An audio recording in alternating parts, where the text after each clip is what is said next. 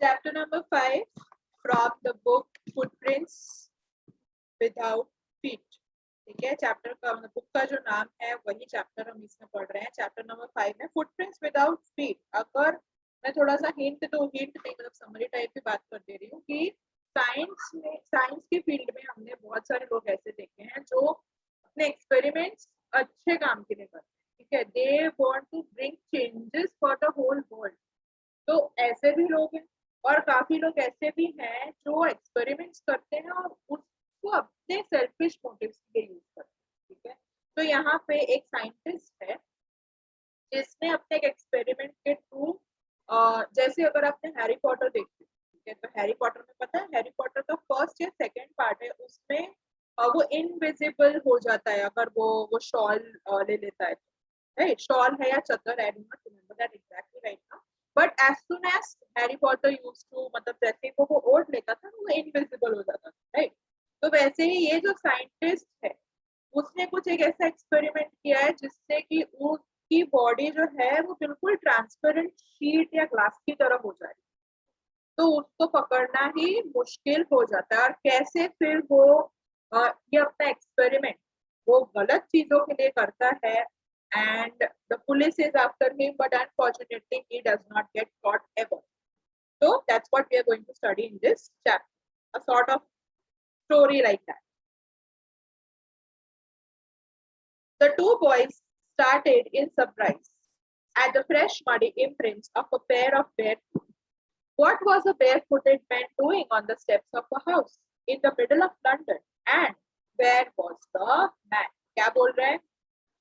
जो लड़के थे उनका एकदम से ध्यान गया कि उनको अभी just imagine if you are standing somewhere with somebody और if you are standing alone. ठीक है, और एकदम से आपको फुटप्रिंट्स दिखने लगे लेकिन आपको इंसान नहीं दिख रहा है तो obviously you will get scared और you will get surprised. What is this? इंसान किधर है? उसके फुटप्रिंट्स तो दिख रहे हैं, उसके पैरों के निशान दिख रहे हैं चलने के, लेकिन इंसान दिख रहा नहीं है. तो ये दो लड़कों को फुटप्रिंट दिख रही थी but the man was not visible. तो वो लोग सोच में पड़ गए कि ये कौन है जिसके हमें सिर्फ फुटप्रिंट्स दिख रहे हैं. As they gazed, a remarkable sight met their eyes. A fresh footmark appeared from nowhere. Further footprints followed one after another, descending the steps and progressing down the streets. वो लड़कों ने और ध्यान से देखा तो शायद हमें कोई दिख जाए या शायद हमें कोई क्लू मिले, लेकिन उन्हें कोई क्लू नहीं मिला. उन्हें सिर्फ फुटप्रिंट से दिख रही थी जो वो स्ट्रीट जहां पर वो लोग थे वहां से वो फुटप्रिंट्स चलती हुई जा रही. The boys followed. The boys followed, fascinated, until the muddy impressions became fainter and fainter and at last disappeared altogether. तो वो लड़कों ने, वो जो दो लड़के थे जिनको फुटप्रिंट्स दिखी, उन्होंने वो फुटप्रिंट्स को फॉलो किया कि कहाँ जा रहा है या शायद कहीं जाके हमें दिखे कि who is it exactly, शायद वो अपना असली रूप ले ले वहां जाकर. ठीक है, लेकिन उनको कोई दिखता नहीं और फिर एक टाइम के बाद उन्हें फुटप्रिंट्स दिखनी भी बंद हो जाती है. The explanation of the mystery was really simple enough. The bewildered boys had been following a scientist who had just discovered how to make human body transparent. वो जो दो लड़के थे वो किसका फुटप्रिंट्स फॉलो कर रहे थे उनको भी नहीं पता था, but it was a scientist जिसने अभी अभी क्या एक्सपेरिमेंट से क्या खोज निकाला था कि ह्यूमन बॉडी को ट्रांसपेरेंट कैसे किया जाए. देखिए, मतलब बॉडी तो खड़ी है तुम्हारे सामने पर तुम्हें दिखेगा ही नहीं, उसके आर पार दिखेगा. क्यों? Because it has become transparent. Griffin, the name of the scientist is Griffin. Griffin, the scientist, had carried out experiment after experiment to prove that the human body could become invisible. Finally, he swallowed certain rare drugs and his body became as transparent as a sheet of glass, though it also remained as solid as a glass. कांच होता है ना, कांच. See, there is a difference between glass and there is a difference between mirror. ठीक है, तो यहाँ पे ग्लास की बात हो रही है और ऑब्वियसली कॉमन सेंस से अगर बोला है कि बॉडी ट्रांसपेरेंट हो रही है तो क्या मिरर ट्रांसपेरेंट होता है? हमें मिरर के आर पार दिखता है? नहीं, मिरर में तो हमें रिफ्लेक्शन दिखते हैं. तो यहाँ पे ग्लास की बात हो रही है. क्या बोल रहे हैं कि ग्रिफिन करके एक साइंटिस्ट है जिसने, ये रियल लाइफ नहीं है, हाँ, this is not a real life story, this is a fictional story, imagination है किसी का. तो ग्रिफिन करके एक साइंटिस्ट है उसने कुछ ऐसी दवाई, ऐसी मेडिसिन, मतलब उसने एक्सपेरिमेंट किया और उसने ऐसी मेडिसिन बनाई है जो खाने के बाद उसकी बॉडी ट्रांसपेरेंट हो जाती है, बिल्कुल ग्लास की तरह, कांच की तरह। Brilliant scientist though he was, Griffin was rather a lawless person. ये क्वेश्चन बहुत, ये एक लाइन पे से क्वेश्चन बहुत फ्रीक्वेंटली पूछा जाता है, that he was a lawless person. मैंने चैप्टर की स्टार्टिंग में किस चीज से की कि there are different types of people, specially जो लोग साइंस की फील्ड में होते हैं उन पे एक बहुत अलग ही रिस्पॉन्सिबिलिटी होती है कि वो ऐसे अपने एक्सपेरिमेंट्स करें जिससे कि लोगों का भला हो सके, सोसाइटी का भला हो सके, राइट। लेकिन ग्रिफिन वाज अपोजिट। ग्रिफिन अपने फायदे के लिए एक्सपेरिमेंट्स करता था। अभी ये ट्रांसपेरेंट हुआ वो हमने पढ़ा कि उसकी बॉडी ट्रांसपेरेंट कैसे वो करता था, वो उसने सीख लिया था एक्सपेरिमेंट्स के थ्रू। अभी आगे हम पूरे चैप्टर में देखेंगे कि वो लोगों को कैसे परेशान करता था। He was not using this for the benefit of people. He was using this experiment and all this becoming invisible thing only for the sake of his selfish motives, which was very bad. और इसीलिए यहाँ पे ये line दी गई है। ये word जो है ये क्वेश्चन में आता है लॉलेस। लॉलेस हम उस इंसान को बोलते हैं जो इलीगल काम। अगर मैंने बोला कि ही और she is a lawless person, यानी कि वो लोग बहुत इलीगल काम करते हैं, ठीक है। तो ग्रिफिन के बारे में भी यही है कि वो बहुत ब्रिलियंट साइंटिस्ट था, लेकिन वो बहुत सारे इलीगल काम करते। That's what they are saying, right.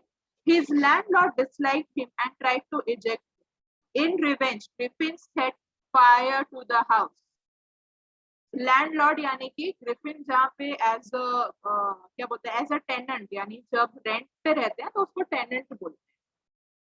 तो ग्रिफिन जहाँ पे टेनेंट था वहां का जो लैंडलॉर्ड था, यानी उसके मकान का जो मालिक था, उसको भी ग्रिफिन पसंद नहीं था क्योंकि वो ऐसी सारी लॉलेस हरकतें करता रहता था, राइट। तो जब वो लैंडलॉर्ड ने बोला कि तुम मेरा घर खाली कर दो और निकल जाओ, ग्रिफिन ने पूरे घर को आग लगा दी। इसी से तुम अंदाजा लगा लो कि कितना खतरनाक इंसान, कि सिर्फ अगर घर खाली करने को बोला तो घर को आग लगा दी, ठीक है। To get away without being seen he had to remove his clothes. Yes, अभी ये दवाई खाने के बाद उसकी बॉडी तो ट्रांसपेरेंट हो जाती है, लेकिन अगर उसके कपड़े होंगे तो तुरंत पकड़ा जाएगा वो, क्योंकि कपड़े तो ट्रांसपेरेंट नहीं होने वाले, सिर्फ बॉडी ट्रांसपेरेंट होने वाली। तो वो जब भी वो ड्रग्स, या ड्रग्स मीन्स मेडिसिन बोलते, तो जब भी वो मेडिसिन कंज्यूम करता था इनविजिबल होने के लिए, ताकि वो भाग सके और उसे कोई पकड़ ना सके, he always had to remove his clothes to get away without being seen. He had to remove his clothes. Thus it was that he became a homeless wanderer, without clothes, money, and quite invisible, until he happened to step in some mud and left the footprints as he walked. तो उसको कपड़े, उसको पता था कि अगर उसने कपड़े पहन के रखे तो वो पकड़ा ही जाएगा। वो मेडिसिन खाने के बाद भी, इनविजिबल होने के बाद भी उसके कपड़ों पे से तो पता चल ही जाएगा, right. So he used to remove his clothes. तो ना ही उसके पास कपड़े थे, ना ही उसके पास मतलब ना ही सारा सामान या कुछ भी वो लेकर गया नहीं हुआ। अनलेस एंड अनटिल उसकी फुटप्रिंट्स दिखे तभी उसको कोई मतलब पता चलता था कि हाँ ये कोई तो यहाँ पे है, वरना ग्रिफिन का पता किसी को नहीं था। He became a wanderer. हम वांडरर किसको बोलते हैं? जिसका कोई फिक्स ठिकाना नहीं होता। अपना काम खत्म करके स्कूल से, कॉलेज से, ऑफिस से हम घर को जाते हैं कि हाँ this is the place we are going, एक ठिकाना है। ग्रिफिन का ऐसा कोई ठिकाना नहीं, right. He escaped easily enough from the boys who followed his footprints in London. London में जो स्टार्टिंग में हमने पढ़ा चैप्टर की कि दो लड़कों ने उसकी फुटप्रिंट्स देखी, तो वो लड़कों से उसको बच निकलना उसके लिए बहुत इजी था, बिकॉज ही वाज जस्ट, वो फुटप्रिंट्स उसको हटाने की जरूरत थी, और फुटप्रिंट्स भी कहाँ दिखेंगे अगर मिट्टी है तो, ठीक है। But his adventures were by no means over. ये सिर्फ शुरुआत थी, this was just a teaser. He had chosen a bad time of the year to wander about London without clothes. अभी लंदन में था, वो जो दो लड़के थे, वो वाला जो सीक्वेंस है वो लंदन के बारे में। अब वहां पे उस समय बहुत ठंड थी, and Griffin was without any clothes on his body. He was transparent, लेकिन बॉडी तो है ना, ठंडी तो लगेगी ना, राइट? इसीलिए बोल रहे हैं he had chosen a bad time of the year to wander. ये जो वो निकल पड़ा था कि कोई एक ठिकाना नहीं, कहीं भी घूमता रहेगा, ठीक है? तो that was a very bad time that he had chosen. क्यों? क्योंकि तो विंटर सीजन थी and in London it is chilling cold, right? मतलब कांप जाए इंसान, गंदा वाला, इतनी ठंडी होती है वहां, और ऐसे में भाई साहब घूम रहे बिना कपड़े।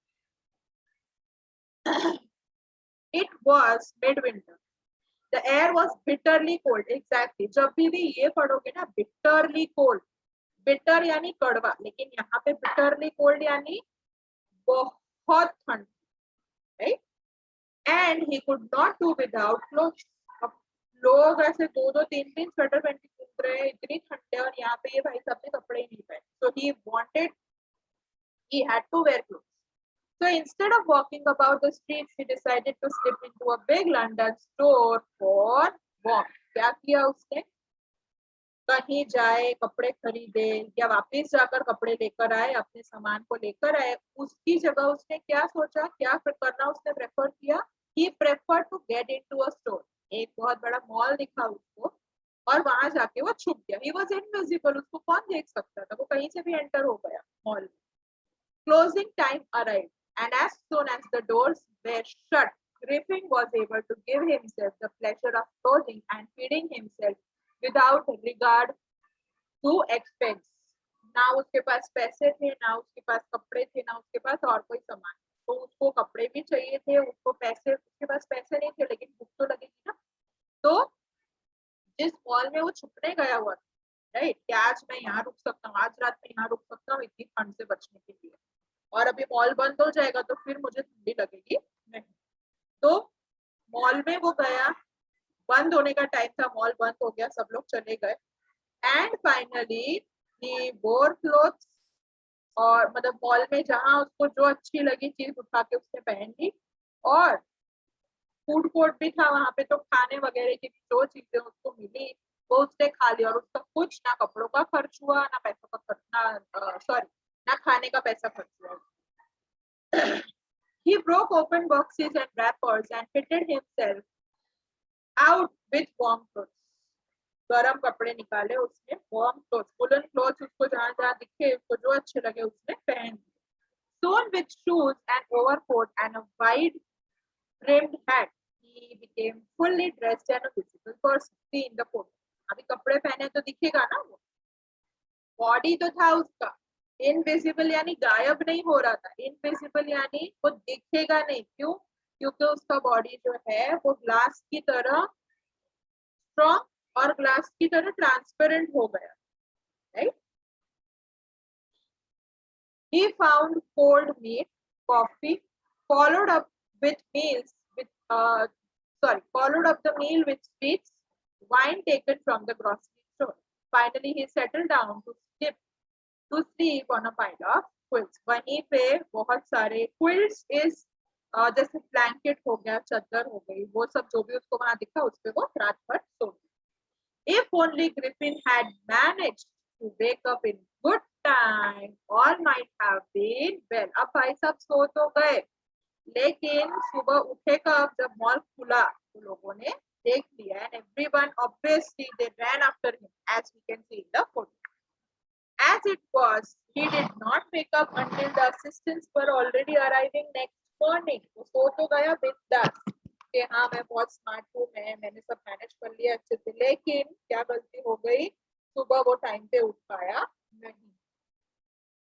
When he saw a couple of them approaching, he panicked and he began to run. जैसे ही उसको लगा कि मैं पकड़ा जाऊंगा, वो भागने लगा. और अगर उसने कपड़े नहीं पहने हुए होते तो शायद वो पता भी नहीं चलता कि वो उस मॉल में एग्जिस्ट करता है, लेकिन he was wearing clothes. रात को उसने कपड़े गरम पहने हुए थे, राइट? तो पता चल गया सबको कि ये तो कोई है, लेकिन ये दिख क्यों नहीं रहा है इंसान. He panicked and he began, panic यानी वो घबरा गया कि अरे बाप रे, लोगों ने मेरे को देख लिया, मेरे को पहचान लिया, तो मेरे को पकड़ लिया, तो चलो पहचानेंगे तो नहीं क्योंकि मैं दिख नहीं रहा हूँ. लेकिन if I am caught, then they naturally gave a chase. They naturally give a chase यानी किसके पीछे पीछे जाना, ठीक है। तो जैसे ही वो घबरा के भागा, ग्रिफिन जैसे ही घबरा के भागने लगा मॉल से बाहर, लोगों ने उसको फॉलो करना स्टार्ट किया। In the end, he was able to escape only by quickly taking off his newly found clothes. So once more, he found himself invisible but naked in the chill January air. क्या बोल रहे हैं? कैसे बच निकला वो उन लोगों से भी, जब उसने अपने बॉडी पे से सारे कपड़े निकाल के फेंक दिए। क्यों क्यों कपड़े निकाल दिए उसने? क्योंकि वो इनविजिबल होगा तभी तो लोग उसको नहीं पकड़ पाएंगे ना, ये तो इजीली पकड़ा जाएगा। He was invisible, his face was not seen, but जब कपड़े पहने हैं तो बॉडी तो दिखेगी ना कि हाँ ये कपड़े पहने हुए, बॉडी का स्ट्रक्चर तो है, मतलब someone is there, भले फेस नहीं दिख रहा है क्योंकि फेस इनविजिबल है, just like the whole body. But वापस वही प्रॉब्लम आई कि उसको इतनी ठंड में बिना कपड़ों के रहना पड़ा। This time he decided to try the stuff of a theoretical company in the hope of finding not only clothes but also something that would hide the empty space above his shoulders. Shivering with cold, he hurried to Drury Lane, the center of the theater. What अब उसने क्या सोचा? Theatre, theatre यानी movie वाला theatre. एक होता है movie वाला थिएटर, ठीक है, और एक होता है ड्रामा वाला थिएटर जहाँ पे ड्रामास होते हैं, रोल प्लेस होते हैं, ठीक है। तो उसने सोचा कि मैं अब ऐसी जगह से कपड़े चुराऊंगा, अपने लिए सामान चुराऊंगा जहां पे मुझे तो बहुत सारी वैरायटी मिल जाएगी, and to hide the empty space above his shoulder, right. ये जो फेस उसको क्यों पकड़ा गया वो, क्योंकि उसका फेस नहीं दिख रहा था। उसपे से वो मॉल वालों को आइडिया गया कि कपड़े दिख रहे हैं, कि कपड़े पहने हुए लेकिन फेस कहाँ है। तो उसको स्पेस बिटवीन शोल्डर्स यानी फेस, देखो सीधा सीधा फेस नहीं बोला है, वो बोल रहा है कि अब मैं ऐसे कपड़े चुराऊंगा या अब मैं ऐसा सामान चोरी करूंगा अपने लिए जिससे कि मैं अपनी बॉडी तो ढक सकूं, अपना फेस भी ढक सकूं, ताकि लोगों को डाउट न जाए कि फेस क्यों नहीं दिख रहा है, मतलब समथिंग इज रॉन्ग हियर, ठीक है। तो वो ऐसी एक थिएटर वाली कंपनी में चला जाता। He soon found a suitable shop. He made his way invisible upstairs and came out a little later wearing the bandages round. अभी क्या किया उसने? कपड़े तो पहन लिए, वो थिएटर वाली जो मतलब जहाँ पे सारा सामान मिलता था वो ड्रामा के लिए, वहां से उसने कपड़े तो पहन लिए, लेकिन उसने अपने फेस को छुपाने के लिए क्या किया? अपने पूरे फेस पे बैंडेज, जैसे मम्मी को बैंडेज बांधते हैं, मम्मी नहीं मम्मी, मम्मी म्यूजियम्स में जो मम्मी होती है उसके मुंह पे कैसे बैंडेज बांधा होता है, वैसे उसने अपने पूरे मुंह पे बैंडेज लगा दिया, right. Dark glasses, false nose, big bushy side whiskers and a large hat. अपना फेस छुपाने के लिए उसने बैंडेज लगाया, नकली नाक लगाई, ठीक है। फिर उसने क्या बोलते हैं, हैट पहना, ग्लासेस पहने जिससे कि वो पहचाना न जाए। To escape without being seen, he callously attacked the shopkeeper from behind, after which he robbed him of all the money he owed. Fine. अब सी जब वो शॉप के अंदर जहाँ पे सारा सामान ड्रामा का मिलता है जब वो शॉप के अंदर गया तब तो वो इनविजिबल था, तो एंट्री में प्रॉब्लम नहीं, प्रॉब्लम था कि एग्जिट में। क्यों? क्योंकि जाते वक्त he was wearing all the clothes, तो पता चल गया कि ये इंसान बाहर निकल रहा है तो पैसे तो ये नहीं है, तो वो पकड़ा जाता, ठीक है। तो उसने उल्टा क्या किया, उसने शॉपकीपर पे अटैक किया और उसके पास जितना पैसा था सारा चोरी कर लिया, उसने सारा लूट लिया। See, here we can clearly see क्यों बोला गया है that Griffin was a lawless person. उसको एक सेकेंड के लिए भी वो झिझक रहा है कि मैं कहीं पे चोरी कर रहा हूँ, मैं किसी के पैसे चोरी कर रहा हूँ, मैं मॉल में से खाना कपड़े चोरी कर रहा हूँ, उसको झिझक ही नहीं है, उसको कोई डर ही नहीं। Eager to get away from the crowded London, he took a train to the village of Ivy, where he booked 2 rooms at the local inn. अभी क्या किया उसने? उसने सोचा बहुत भागा दौड़ी हो गई और इतने क्राउड में मुझे नहीं रहना, वहां बहुत रिस्क है, तो उससे बेटर है मैं किसी ऐसी जगह पे जाता हूँ जहाँ इतना भीड़ भड़का नहीं होगा। तो वो वहां से ट्रेन लेके लंदन से ट्रेन लेके वो चला जाता है, एक विलेज है आइपिंग करके वहां, एंड वहां पे वो रूम बुक कर लेते। The arrival of a stranger at an inn in winter was in any case an unusual event. इतनी ठंड में ज्यादातर कोई आता नहीं है होटल्स में, और वो सब में ज्यादातर लोग अपने घरों में ही होते हैं। तो ऐसे टाइम पे अगर कोई आ रहा है, ठीक है, वो खुद ही वो होटल वालों के लिए बहुत surprising. A stranger of such uncommon appearance that all the town was begging. Mrs. Hall, the landlord's wife, made every effort to be friendly, but Griffin had no desire to talk, and he told her, "My reason for coming to Iping is a desire for solitude. I do not wish to be disturbed in my work. Besides, an accident has affected my face." अभी हमें भी अगर कोई ऐसा इंसान दिखेगा जिसके face पे पूरी पट्टी पट्टी हो, चश्मे पहने हो, हैट पहना हो, ठीक है, तो मतलब एक आइडिया तो आएगा कि कुछ तो गड़बड़ है। तो जैसे ही उसने जहाँ पे रूम बुक किया हुआ था, जैसे ही वो उस जगह पर एंटर किया तो सबकी नजर उस पर पड़ी, और जो वहाँ की हेड थी, मतलब जो लैंडलॉर्ड था वहाँ का, मतलब जिसका जहाँ पे उसने रूम बुक किया हुआ था ग्रिफिन, तो वो लैंडलॉर्ड की वाइफ जो थी वो उससे बहुत फ्रेंडली होने की, वैसे भी अगर हम होटल्स में रेस्टोरेंट्स में जाते हैं तो they try to make us use to, right, कि मतलब वो लोग हॉस्पिटैलिटी अच्छी, सर्विसेज अच्छी देने के लिए वो हमसे थोड़ा फ्रेंडली होने की कोशिश करते हैं।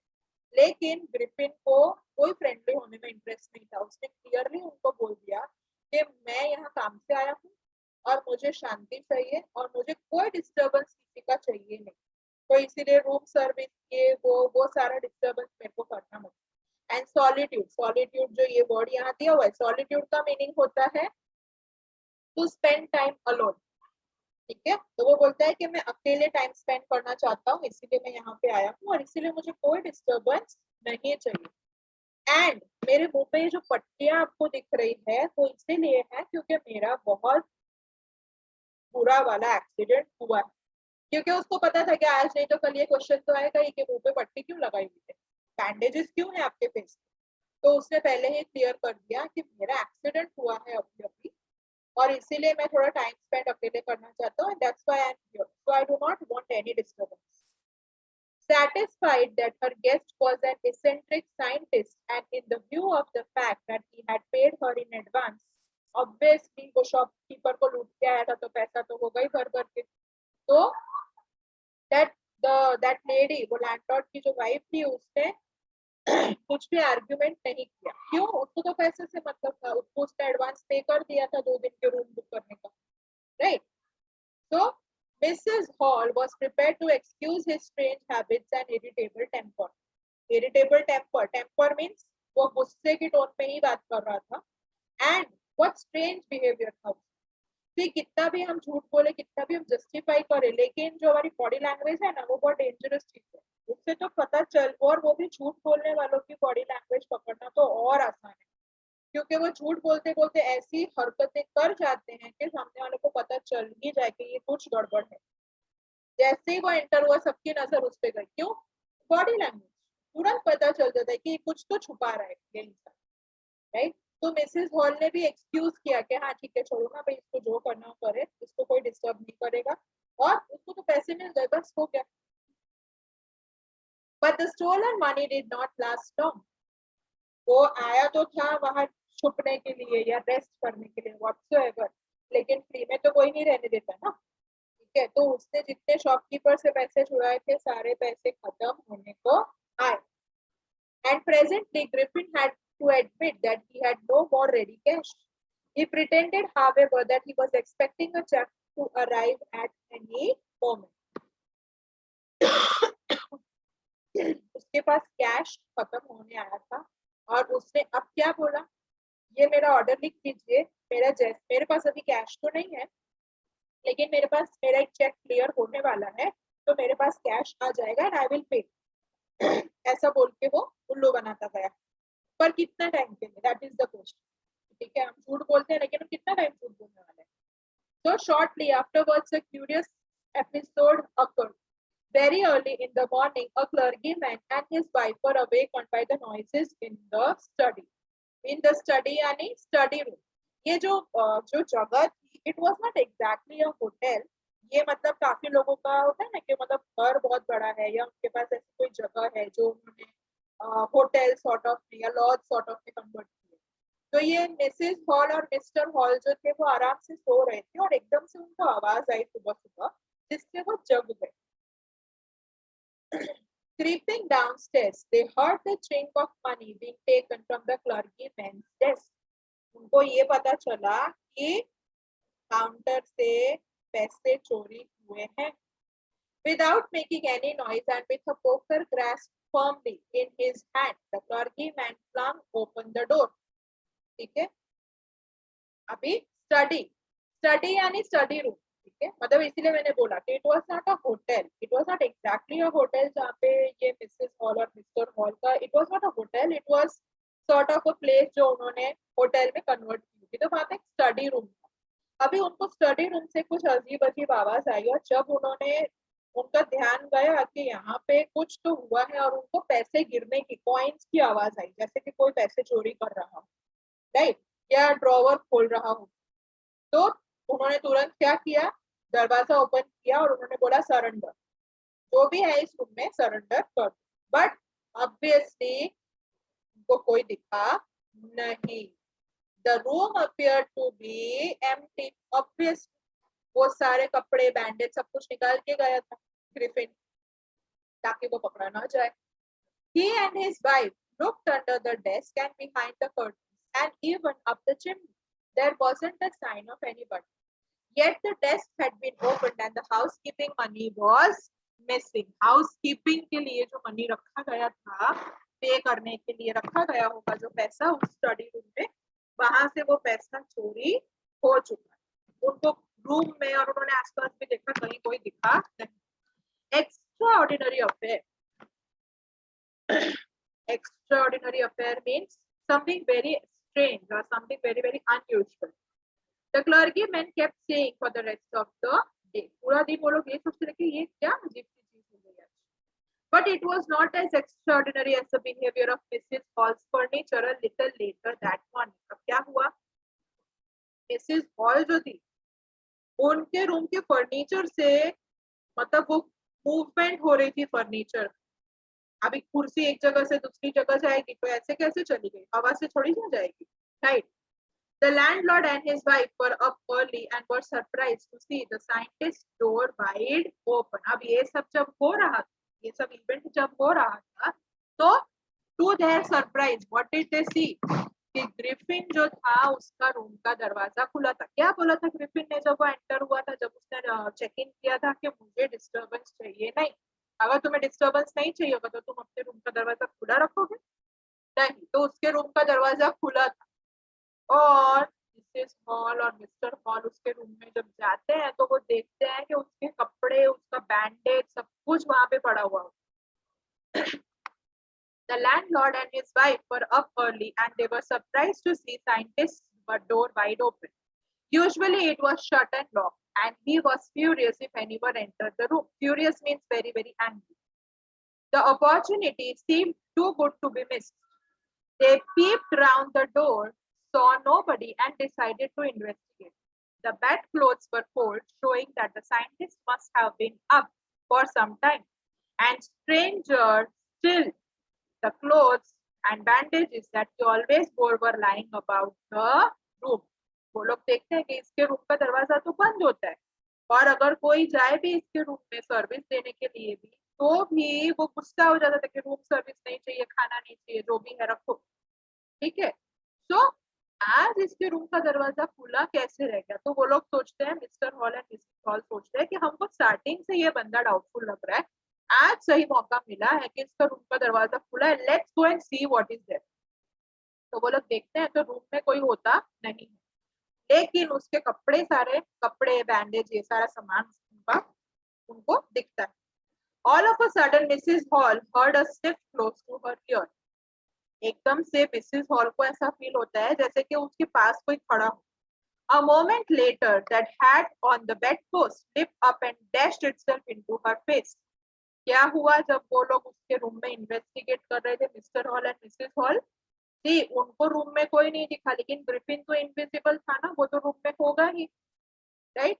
तो Griffin was there in the room when they were investigating, ये सोच के कि उनको नहीं पता था ना कि वो इनविजिबल है, तो वो लोग तो चले गए कि इसका रूम खुला है और कोई दिख नहीं रहा है, मतलब पक्का ये कहीं गया होगा। तो तब तक हम थोड़ा हमको जो डाउट है वो हम क्लियर कर लेते हैं। तो एकदम से जब वो लोग इन्वेस्टिगेट कर रहे होते हैं, हैट उड़ती उड़ती उसके मुंह पे आती है, मिसेस हॉल के मुंह पे, यानी ग्रिफिन ने पकड़ के हैट उनके मुंह पे मारी। लेकिन उनको थोड़ी पता चलेगा कहाँ से आई hat, because Griffin was invisible. Then the bedroom chair became alive. Bedroom chair became alive यानी पहले उसने हैट फेंकी, अब चेयर उसने घसीटी उनकी तरफ। Springing into the air, it charged straight at her legs foremost. As she and her husband turned away in the terror, the extraordinary chair pushed them both out of the room and then appeared to slam and lock the door after them. कुर्सी जो उनको दिखा कि ये hat उड़ती हुई आई है, कहाँ से कैसे पता नहीं, अब वो जब टर्न होते हैं तो वो देखते हैं कि कुर्सी उनकी तरफ आ रही है, obviously Griffin, but he was invisible. तो कुर्सी उनकी तरफ आ रही थी और वो लोग इतना डरे, डर के भाग गए और फाइनली दरवाजा लॉक कर दिया ग्रिफिन ने अंदर से। Griffin was there only, he was inside the room. Mrs. Hall almost fell down the stairs in the hysterics.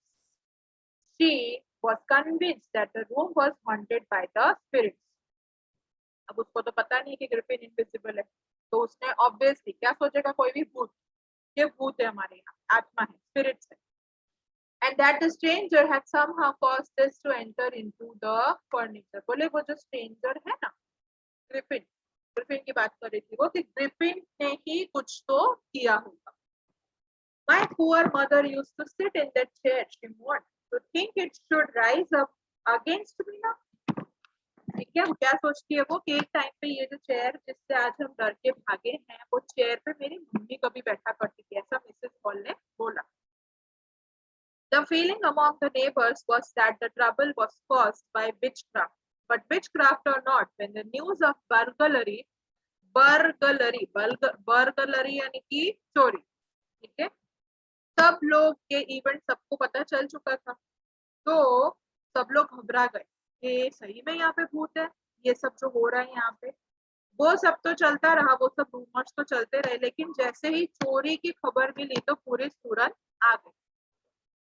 The strange scientist was strongly suspected of having had a hand in it. Suspicion grew. Suspicion means doubt. Suspicion grew even stronger when he suddenly produced some ready cash, though he had admitted no long before he had no money. क्यों क्यों Griffin पे doubt बढ़ता गया कि Griffin ने ही पक्का चोरी की होगी, ये जो हाउसकीपिंग की चोरी हुई, हाउसकीपिंग के पैसों की जो चोरी हुई।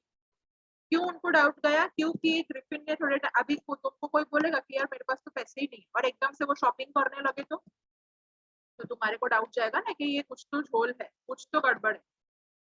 तो उन लोगों को लगा कि ये पक्का किसी ने चोरी की है, क्योंकि अभी थोड़े टाइम तक तो ये क्या बोल रहा था हमको कि मेरे पास तो पैसे ही नहीं है, अब एकदम से ये सारे बिल कैसे भर रहा है अचानक, तो मतलब कि पक्का इसी ने चोरी की हुई।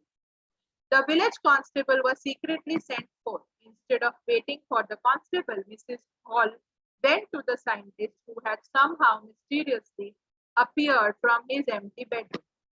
अभी पुलिस के आने का इंतजार मिसेस हॉल ने नहीं किया, उसको डाउट था, वो सीधा चली गई उसके पास, ठीक है। और फाइनली अब ग्रिफिन ने कपड़े पहन लिए थे, बैंडेज, फिर जैसा वो एंट्री के टाइम पे उसका लुक था कि बैंडेज लगाई हुई है, हैट पहनी हुई है, चश्मे लगाए हुए हैं, कोट पहना हुआ है, वो सब पहन के he was ready. I want to know what you have been doing to my chair upstairs, she demanded. क्या पूछती है वो ग्रिफिन को, ग्रिफिन आता है अपने रूम से बाहर, ठीक है, और मिसेस हॉल पूछती है कि मुझे बताओ मेरे रूम में तुम ये चेयर जो पड़ी थी उसको क्या कर रहे थे। I want to know how is it that you come out of an empty room and how you entered a locked room. बोले ये रूम तो लॉक हो गया था, कल हम लोग डर के भागे और फिर दरवाजा बंद हो गया, तो मुझे बताओ तुम ये रूम में गए कैसे। ऑब्वियसली चाबी भी उसने नहीं मांगी, ठीक है, तो मुझे बताओ, मेरे सवालों का जवाब दो, how did you go. right?